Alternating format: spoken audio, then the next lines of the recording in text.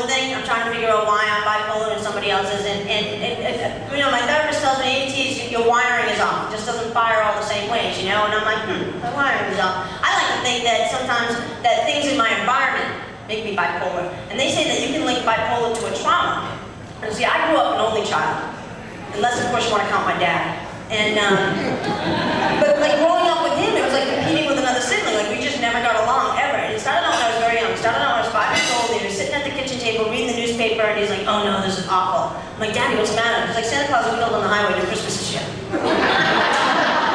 Who says that to a little kid, right?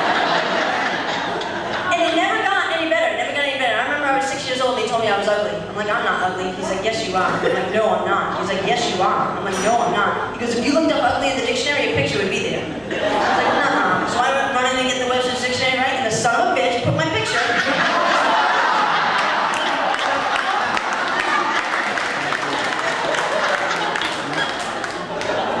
Hence why I'm standing up here now. Wasn't all that much longer later. I'm coming home on the school bus and the older kids were talking about prick. And I'm old enough to know that I don't think it was all that much good, but young enough that I wasn't 100% sure what it was, right? So I came home from school that day and I'm like, Daddy, what's a prick? He's like, I want you to look it up in the dictionary. So tell me my mom didn't have my back because she put his picture.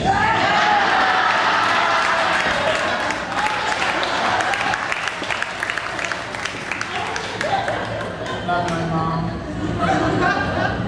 Then I think some things in the environment make me bipolar, you know? Like that, I was shopping at Marshall's one day and I get to the end of an aisle and I look over and I could buy smoked salmon in a box at Marshall's.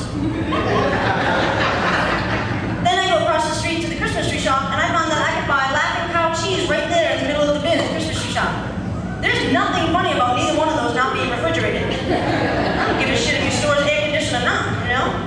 Then I walked away feeling good about myself. I'm like, you know what? Bipolar must make me really smart because I'm the only one that sees that's not right. And then people would make me bipolar, you know, like my roommate, for example. Some of you are gonna call her my girlfriend because we live together, we don't have sex, I'm not allowed to have sex with other people. But anyways, I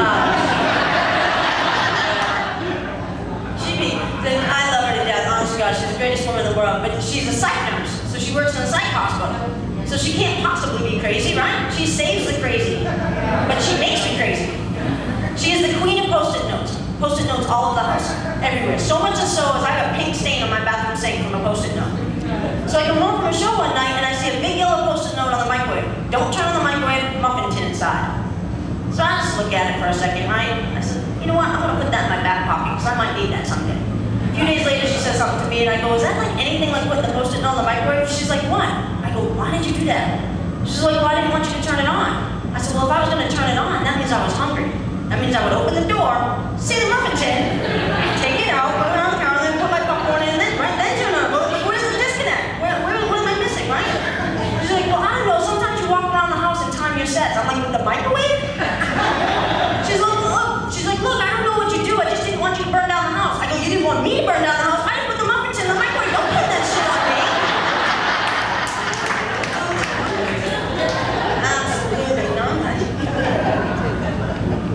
Last week, right? I'm watching TV, and where I'm watching TV, I can see her from my peripheral doing dishes, and I look up, and she's like, honey, we're gonna put the white sponges on the list for Walmart. What the hell is she talking about? Do you know what she was washing my dishes with? A magic eraser. I said, what the hell is wrong? You can't wash dishes with a magic eraser. She's like, what? I go, you wash a bathroom with a magic eraser. You wash the kitchen floor with a magic eraser. I removed a tattoo I didn't want anymore with a magic eraser.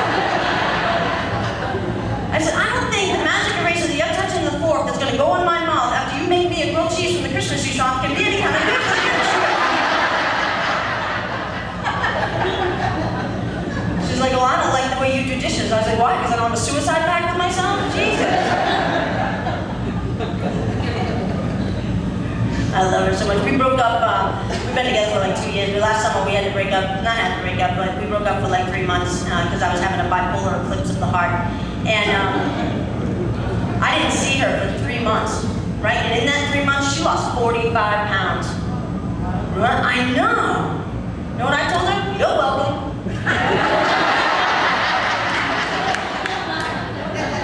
She said to me, I still would like to lose 20 more, but we can do this after Christmas if you want.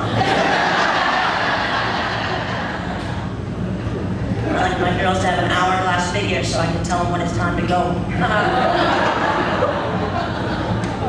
She's always telling me, she's like, you know what, when you're the only one laughing, it's not funny, but I can't wait to show the tape because you thought it was hysterical. I'm not making anybody comfortable, right? Because I'm not going to go crazy up here right now, I promise you. I am so jacked up on lithium. Jumped out of the car with my nipples. But I didn't realize this whole diagnosis thing was going to come with so many accessories. I have accessories now. I have a pill box, I have an alarm on my phone so I don't forget to take my pill, I have a pill spoon. I'm like, thank God I'm a lesbian. I would suck at birth control, honestly. And then one of the pills that my doctor gave me is like the size of a tick. And she wanted me to cut it in half. Do you know what that looks like on the cutting board? Cocaine. That's what that looks like. So that can't possibly be a relapse because son is prescribed. But I'm starting to navigate through life with this bipolar thing. I'm starting to catch on. And I start to use it to my advantage every chance I get. Like a friend of mine asked me, she's like, hey, T, can you help me move this weekend? I'm like, I don't think so. That could trigger a swing.